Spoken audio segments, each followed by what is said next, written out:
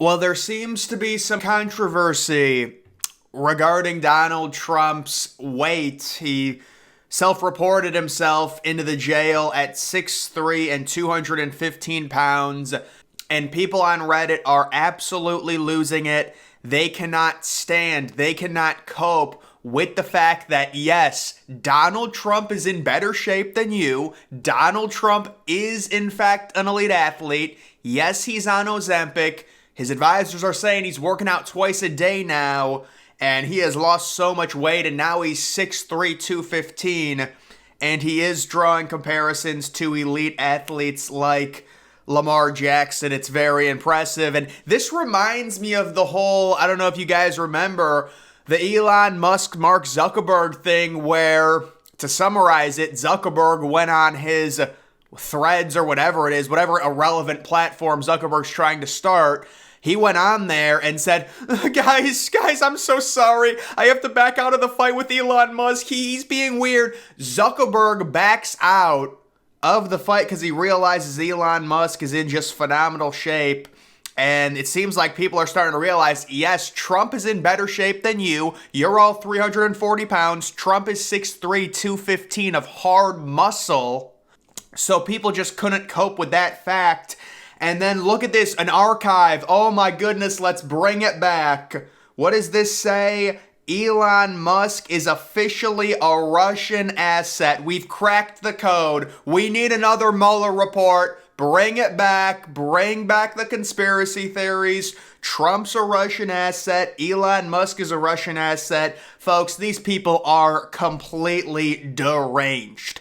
How about this? Chicago teacher who threatened to kill Donald Trump and his son stalked the former first son at his high school. A lot of people wondering, this is a crazy story. Why is this not in the news? Why are they not picking up on it?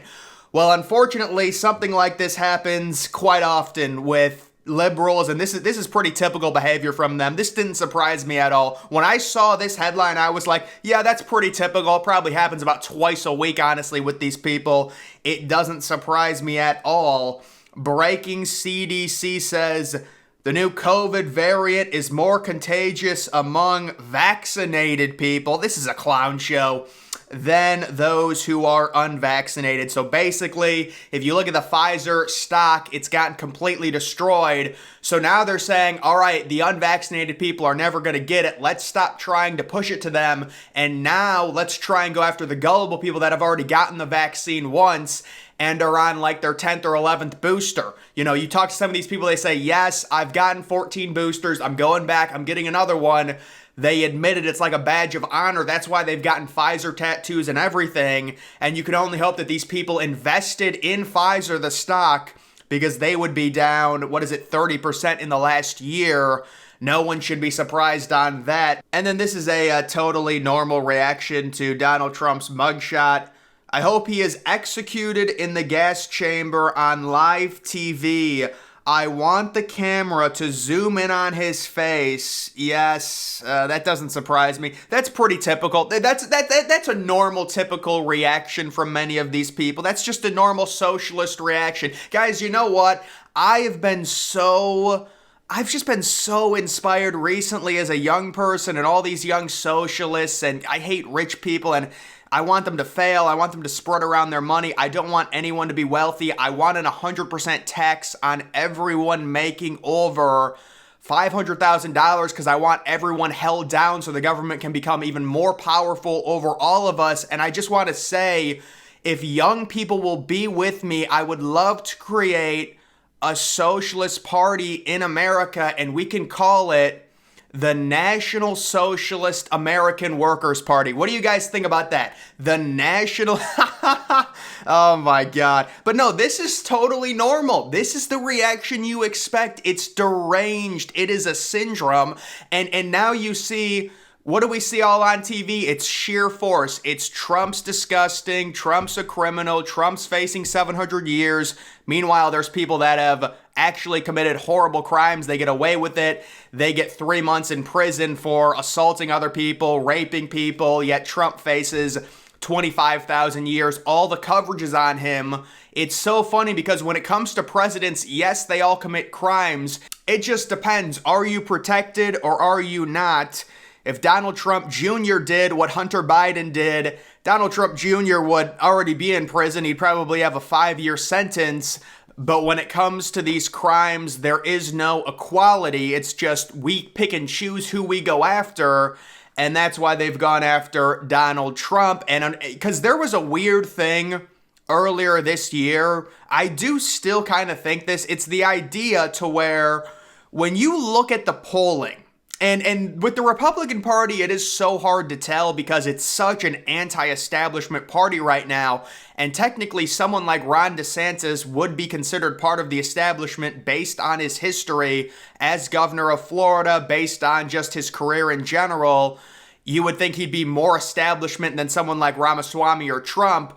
But there was the idea that DeSantis legitimately had, in terms of his approval rating, he was plus 15. That's a problem if you are the Democrats. And that's why when I went into this election cycle, I was thinking that, I mean, DeSantis, the Republicans could win the popular vote in the 2024 election with an approval rating like DeSantis has. And then in the 2022 midterms, DeSantis wins by 20 points. It's unheard of. And then they try and cope and say, oh, Democrats weren't trying in Florida. Yeah, they weren't trying because they were going to get crushed no matter what. And it's like DeSantis won the whole COVID thing, that entire debate. That's why I was kind of thinking when they started the indictments on Trump, they were thinking this is going to help Trump amongst Republicans. And you're seeing that. Obviously, the indictments are going to help Trump when just focusing on the right, because everyone's going to say this is completely ridiculous. It is totally politically motivated. If Donald Trump was not running for president in 2024, none of this would be happening. All of this money going into investigating Donald Trump. But because Trump is running, they do it. But it's like the idea that they're trying to push Republicans to vote for Trump because they think they can beat him in the general. But the issue with that now is DeSantis, because of the way he ran his campaign, is just so unlikable. DeSantis should have done what Vivek Ramaswamy did, where he kind of embraced Trump and embraced the MAGA people and said, I'm just going to do my thing. I think I'm a little bit better, more electable than Trump, but I'm not going to piss off his base because Trump's base is so much in terms of the Republican. I mean, Trump's got at least in terms of the Republicans, a 40% loyal base, you know? So if you've already got 40% of the vote right off the bat, you really can't afford, if you're another candidate, to piss off that base. But DeSantis now has been lumped in just as another establishment shill. And unfortunately, during the debate, it was just such a letdown. It was so scripted by Ron. And I guess he did a little bit better later on in the debate, but he was just screaming about the same stuff over and over again about how he wanted to send Biden into the basement. So I don't know, man. With DeSantis, it's just looking more and more like he just doesn't have it right now. And we'll have to see. And the other thing, Ramaswamy has done you know what? Ramaswamy is pissing a lot of people off, and that's a good thing. And he has done himself a very good favor by putting him as like the number 2 option. He realizes Trump is probably going to be the candidate, but if something happens to Trump where they really go after him, and we know how unfair and how ridiculous it is, but let's just say Trump gets disqualified for whatever reason, Ramaswamy at this point, based on what we saw in the debate, he's got to be the number 1 choice. I mean, I was really disappointed with DeSantis. And it's weird because people were like, we like what DeSantis did. Are we serious? Like, I liked Ron. I really did. And I still do like Ron. But he was just so, it's all a script with DeSantis during the debate. It's all a script, and people are impressed by that, you know? So, I don't know. I guess if something happened to Trump, it would be Vivek versus DeSantis for sure.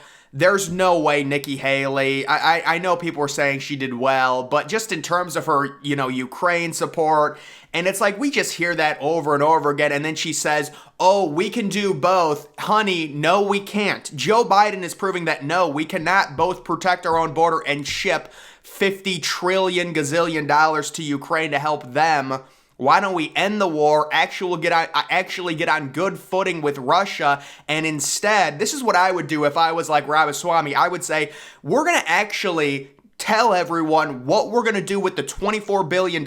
Instead of shipping it to Ukraine, we're going to invest it on the border. Remember, Trump's border wall, the completion of it, wasn't it like $15 billion? And liberals were like, oh my God, it's so much money. Meanwhile, they sign off on sending like $300 billion to Ukraine. It's like, no, we're going to, listen. That's great what those European countries are doing. They should help Ukraine. If they're concerned, if they're worried, they should help Ukraine. This is a newsflash for Europe. America is not Europe. With where we're located, we've got a massive ocean blocking us in Russia, so it's really not a concern. And the other thing is, Russia is already depleting so much of their army just fighting Ukraine. You'd have to be, how about Nikki Haley coming out and saying, Putin is going to take over all of Europe? How is Putin going to take over all of Europe? He can barely even get Ukraine. He can't get Ukraine. Now, I understand there's been a lot of investment from America into helping Ukraine. You know, if we didn't do that, he'd probably already take over it. But still, it's like, these people are so delusional. It's such what it is, it's a paper tiger. Russia is not your number one enemy. And this should not be a controversial take. It's always going to be China. Everything points to China. These are people that love looking at graphs on global warming, but when you actually look at military strength and investments into the military, there's two superpowers. This is documented. They have a metric for a superpower in the world, and you have to meet certain threshold. And there's actually, the US and China are so far above everyone, there's not even middle powers at this point. Or what is it called? High powers or something in terms of military. There's two superpowers. There's a gap the size of the Atlantic Ocean. And then there's like Japan, some of the European countries, and then Russia. It's a paper tiger, and people just are ignorant to the fact of it. But guys, that is going to do it for this video. Make sure you follow me on Twitter. Link to that's always in the description.